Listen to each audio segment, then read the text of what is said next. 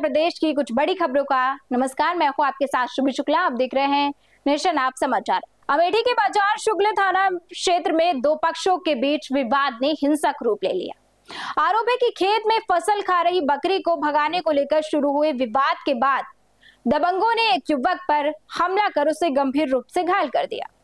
परिजनों का कहना है कि एक दिन पहले भी मारपीट हुई थी, जिसकी शिकायत पुलिस से की गई थी, लेकिन समय रहते कोई भी कार्यवाही नहीं हुई। अब दोबारा हुए हमले के बाद युवक को गंभीर हालत में अस्पताल भेजा गया। सूचना मिलने पर क्षेत्राधिकारी अतुल कुमार सिंह मौके पर पहुंचे और मामले की जानकारी ली। पुलिस ने कई लोगों के खिलाफ मुकदमा दर्ज कर 4 आरोपियों को हिरासत में लिया है। फिलहाल मामले की जांच जारी है और पुलिस अन्य आरोपियों की तलाश कर रही है।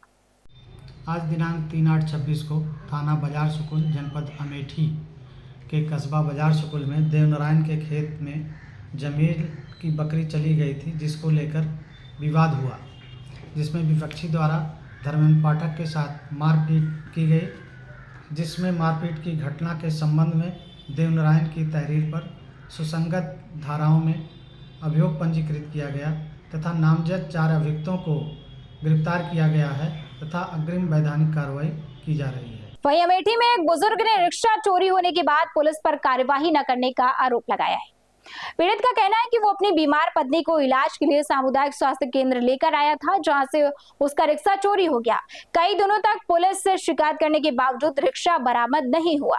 अब पीड़ित ने क्षेत्राधिकारी से मिलकर कार्यवाही की मांग की है। उनका कहना है कि रिक्शा ही उनकी आजीविका का एकमात्र सहारा है। फिलहाल पुलिस का कहना है कि मामले की जांच की जा रही है और उपलब्ध साक्ष्यों के आधार पर आगे की कार्यवाही की जाएगी। अमेठी के जायज क्षेत्र में स्थित एक गैस एजेंसी में चोरी की बड़ी वारदात सामने आई है। बताया जा रहा है कि चोर रात के समय दीवार के सहारे अंदर घुसे और टीन शेड हटाकर कार्यालय में प्रवेश कर गए। एजेंसी संचालक के अनुसार नकदी, लैपटॉप और अन्य इलेक्ट्रॉनिक उपकरण चोरी हो गए। सुबह एजेंसी खुलने पर घटना की जानकारी मिली, जिसके बाद पुलिस को सूचना दी गई। पुलिस ने मौके पर पहुंचकर जांच शुरू कर दी है और आसपास लगे सीसीटीवी कैमरों की फुटेज भी खंगाली जा रही है। चोरी किए गए सामान का आकलन किया जा रहा है और पुलिस आरोपियों की तलाश में जुटी है। शाम को 6:30 बजे यहाँ से ऑफिस बंद करके घर गए। सुबह ऑफिस खोलने आए तो देखा गेट ताला खोले तो ताला दरवाजा अंदर से बंद था जी। कुछ शक हुआ, पीछे हट के देखे तो छत से रास्ता खुला था। फिर मैंने पुलिस को बुलाया, फिर ऊपर के सामने रास्ता खुलवाया तो अंदर से चेकिंग हुई। तो चेकिंग में हमारा एक लैपटॉप और हमारा कैश बैंक का एक बक्सा था, वो चोरी हुआ, जिसमें 1,10,000 रुपये और एक लैपटॉप, 2 चीज़। घटना हुई तो आपने तहरीर दी थाने में? हमने थाने में तहरीर दे रही। क्या बोलोगे?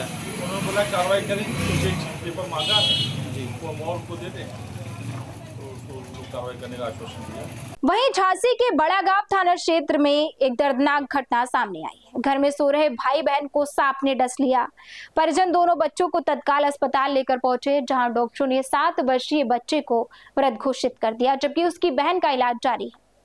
घटना के बाद परिवार में शोक का माहौल है। बताया जा रहा है कि सांप बच्चों को डसने के बाद घर के अंदर ही कहीं छिप गया है, जिससे आसपास के लोग भी दहशत में हैं।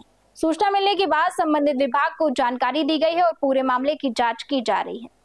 वहीं अलीगढ़ के खैर नगर पालिका क्षेत्र में लंबे समय से जर्जर पड़ी सड़क के निर्माण के बाद उसका लोकार्पण किया गया। उद्घाटन कार्यक्रम में नगर पालिका चेयरमैन सहित स्थानीय जनप्रतिनिधि और बड़ी संख्या में नागरिक मौजूद रहे। क्षेत्र के लोगों का कहना है कि नई सड़क बनने से आवागमन आसान होगा और जल भराव की समस्या से भी राहत मिलेगी। इस दौरान नगर पालिका की ओर से जन सुनवाई और विकास कार्यों को लेकर भी चर्चा की गई। स्थानीय लोगों ने उम्मीद जताई है कि आगे भी इस क्षेत्र में इसी तरह विकास कार्य जारी रहेंगे और बुनियादी सुविधाओं को बेहतर बनाया जाएगा। वहीं कानपुर के चकेरी थाना क्षेत्र में दिन दहाड़े लूट की बड़ी वारदात सामने आई है। श्यामनगर स्थित एक घर में बदमाश घुस गए और महिला व उसके बेटे को गन पॉइंट पर बंधक बनाकर लाखों रुपए के जेवर और नकदी लूटकर फरार हो गए।